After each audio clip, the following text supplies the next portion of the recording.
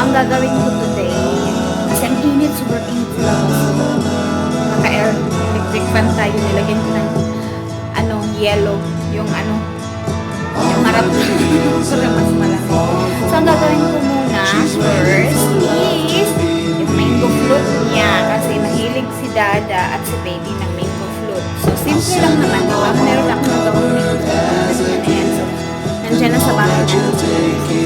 Gagawa ko ulit. Tapos, mamaya, magagawa ko ng potato lasagna. Meat at saka dalawang manok. Kasi may bisita din kami. Mga kaibigan ko lang tatlo or apat lang sila. Ganun lang. So, ang gagawin natin ngayon ay mango float. Tignan niyo yung mukha ko. Hindi pa ako nakaayos. Yung damit ko pang tulog pa. So, ayun na. Ayun na guys.